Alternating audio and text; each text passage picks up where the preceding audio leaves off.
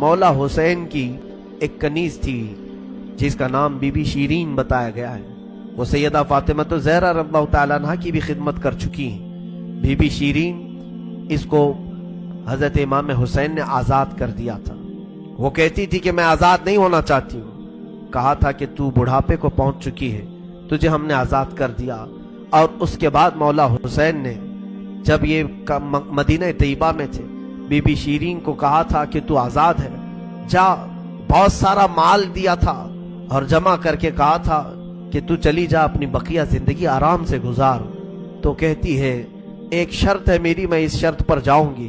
امام حسین ابن علی نے پوچھا کہ ہم نے تجھے کسی چیز سے روکا نہیں, منع نہیں کیا, کیا چیز تو چاہتی ہے؟ بی بی شیرین نے کہا تھا کہ مولا حسین بس چاہتی ہوں کہ میں گھر بنا لوں, گھر میں رہوں, ایک بار آپ اپنے قدم رکھ دینا, ہم غریبوں کے گھر پر ایک بار آپ تشریف لے آئیں, میری وہ معراج ہو جائے گی. امام حسین نے کہا بس اتنی سی بات, ہم تو غریبوں کے گھر روز جانا پسند کرتے ہیں, ہم روز جانا پسند کریں, جا ٹھیک ہے تیرے گھر ہم آئیں گے. اور بی بی شیرین نے کہا نہیں مولا, میری ایک درخواست یہ ہے کہ آپ اپنے خاندان کے ساتھ آئیں گے, اپنے شہزادوں شہزادیوں عورتوں کے ساتھ آئیں گے. مولا حسین نے ساری عورتوں سے کہا دیکھو بی بی شیرین کہتی ہے اس کے گھر دعوت ہے, ہم سب آئیں گے. اور اس کو بطور مسکراتے ہوئے آپ نے فرمایا بی بی شیرین ایسا نہ ہو کہ ہم آئیں اور تو پہچان ہی نہ سکے, ایسا نہ ہو کہ تو پہچان ہی نہ سکے. قدموں میں گر گئی, کہا کہ میں آپ کے گھر کی کھائی ہوئی, میں آپ کی پروردہ, کبھی آپ کو نہ پہچانوں, ایسا کیسے ہو سکتا ہے. وہ خاتون گئی, کوفہ کے قریب ایک چھوٹی سی بستی میں گھر بنایا, بڑا اچھا سا گھر بنایا. اور اس کی بستی والے بھی اس کی بڑی عزت کرتے تھے کہ یہ فاطمہ کے گھر کام کی ہوئی عورت ہے, حسین ابن علی کے گھر کام کی ہوئی عورت ہے. وہ ہر گھر میں جاتی تھی, بستی والوں سے کہتی تھی لوگوں دیکھنا میں نے گھر بنایا اور پیغام بھیج دیا ہے, فاطمہ کے لاڈلے شہزادے رسول امام حسین نے مجھے وعدہ کیا ہے ایک بار وہ میرے گھر تشریف لائیں گے. بستی والے کہتے تھے کیا تیری قسمت ہے کہ تیرے گھر مولا حسین آنے کی بات کر چکے ہیں, رسول اللہ کا شہزادہ تیرے گھر آئے گا.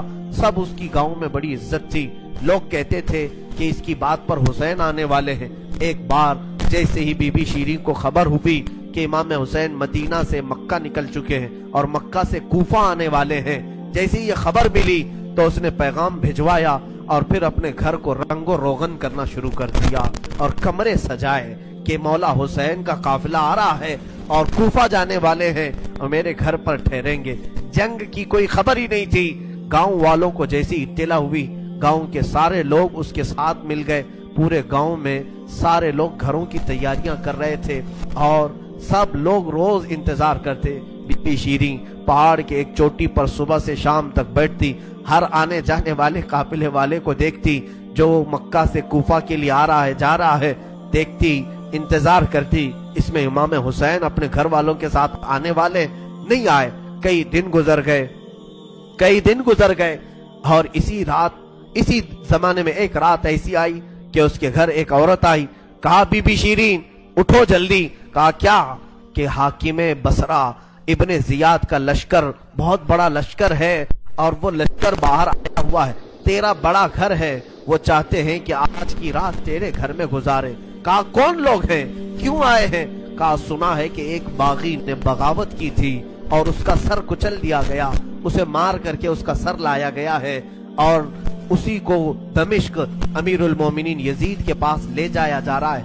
بی بی شیرین نے کہا پتہ نہیں کون سا باغی تھا, کس نے بغاوت کی تھی, کس سے جنگ ہوئی تھی, خبر نہیں ہے. بہرحال اگر حاکم کا قافلہ گھر کے دروازے پر کھڑا ہے تو میں دروازہ کھول دیتی ہوں. دروازہ اس نے کھولا, بہت سارے رات کا وقت ہے, شہزادوں کے سر نیزوں پر لٹکے ہوئے ہیں. حسین ابن علی کا چہرہ دھول میں اٹا ہوا تھا, زلفیں چہرے پر آئی ہوئی تھیں, بیبیاں سب باندی بنا کر لائی گئی تھیں اور سب جکڑی ہوئی تھیں, چہرے ان کے بالوں سے ڈھاکے ہوئے تھے. اس خاتون نے دیکھا اور کہا ہائے ہائے افسوس, قیدی آئے ہیں میرے گھر. مولا حسین کہتے تھے قیدیوں کے ساتھ اچھا سلوک کیا جائے, قیدیوں کے ساتھ اچھا سلوک کیا جائے.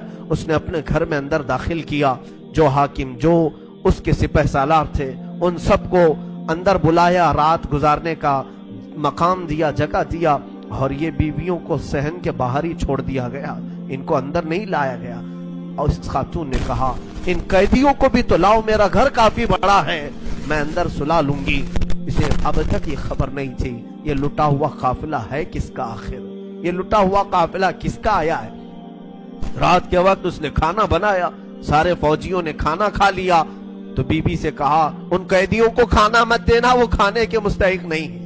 उसने चिल्ला करके कहा देखो हमारा दस्तूर ये है कि मैं फातिमा के घर काम कर चुकी, वहां फाके तो रखते थे लोग, घर में फाका तो होता था, लेकिन बाहर आने वाले मेहमान को भूखा नहीं रखा जाता, वो चाहे कैदी हो बागी हो जिस तरह के हो, मुझसे जो बन सकेगा मैं खिलाऊंगी। उसने खाने बनाए और उसके बाद लेकर के आई, और उसके बाद खाना जब सैयदा बीबी ज़ैनब के पास रखा तो बीबी ज़ैनब ने अपने दोनों हाथ दिखाए जो पीछे बंधे हुए थे।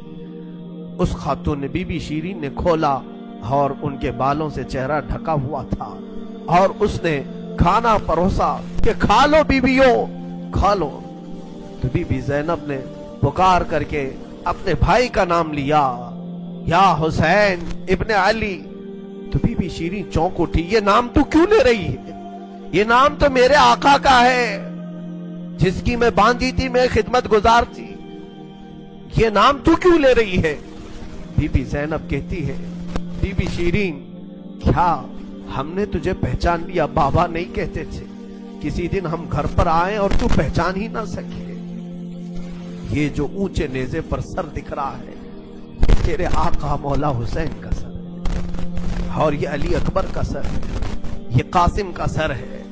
बीबी ज़ैनब पुकारती गई, बीबी शीरीन ने देखा और पुकार करके कहा मौला कैसी मेहमान नवाजी का वक्त तुमने दिया, क्या इस तरह भी कोई मेहमान बनता है किसी के घर। और ये कहती हुई गश खाकर गिर पड़ी, उस पर पानी डाला जाता, वो उठती फिर गश खा जाती, बेहोश हो जाती। सच कहा था मौला हुसैन ने, ए बीबी शीरीन हम तो वादा किए हैं आकर रहेंगे, कहीं ऐसा ना हो कि तू पहचान ही ना सके। सच कहा था मौला हुसैन, आप इस हालत में मेरे घर आए कि मैं पहचान ना सकी, क्योंकि वहमो गुमान में भी नहीं था कि फातिमा के लाडले का कटा हुआ सर कभी घर आ सकता। वो गश खा करके गिर गई, रिवायात में है। सुबह जब उठा लोगों ने, फौजियों ने उठ करके देखा तो बीबी शीरीन का जिस्म ठंडा पड़ चुका था, उसकी रूह निकल चुकी थी। गमे हुसैन में लोगों की जानें चली गई। यहाँ आज दो आंसू हमारे निकलते हैं तो लोग हमें बोलते हैं, गमे हुसैन में लोगों की रूह निकल गई। जो असली मोहब्बत करने वाले थे वो दुनिया से ही रुखसत हो गए। मौला हुसैन की मोहब्बत करने वाली बीबी शीरीन दुनिया में नहीं रही। कहा आखिरी जुमले उसके ये थे, घर बड़ी आन शान से इसलिए बनाया था कि एक बार मौला कदम रखेंगे, अब उन्होंने कदम रख दिया तो अब जीने में कोई मजा